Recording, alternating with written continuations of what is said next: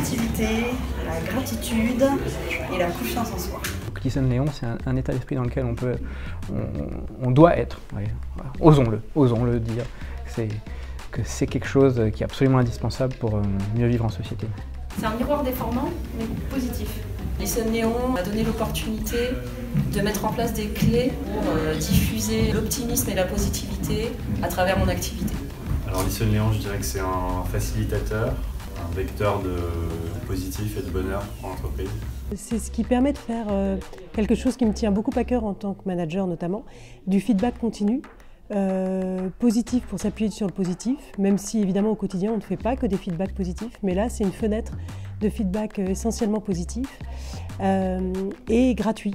Et c'est-à-dire que je trouve que le concept du fait que ce soit anonyme et que ça n'arrive pas immédiatement, c'est-à-dire que ça puisse arriver un peu au gré, ça met en valeur le message au maximum de son potentiel, en tout cas de ce que ça peut induire chez la personne qui le reçoit.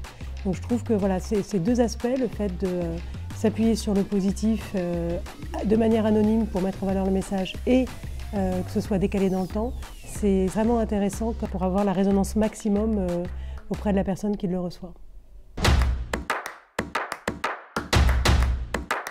Sortir de la zone de confort, c'est le fait de prendre le temps d'être positive et optimiste envers mes collègues. Savoir se rappeler qu'on n'est pas que des ressources, mais qu'on est avant tout des êtres humains. Si on fait preuve de gratitude envers les gens au quotidien, que ce soit dans l'entreprise ou personnellement, je pense que c'est un état d'esprit qui permet de changer le monde. Rien que ça.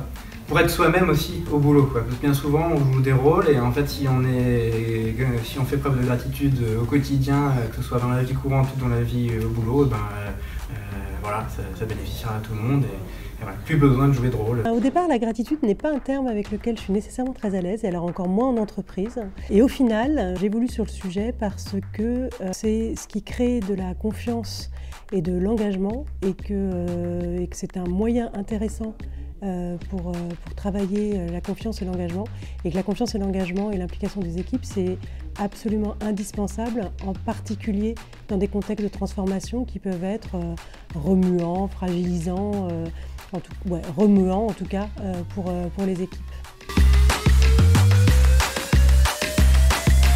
C'est pas du tout naïf. Que, en fait, voilà, la gentillesse et la naïveté, c'est pas deux synonymes du tout. Ça a des aspects extrêmement positifs, et y compris dans le monde professionnel. Listen Léon, ça nous fait grandir.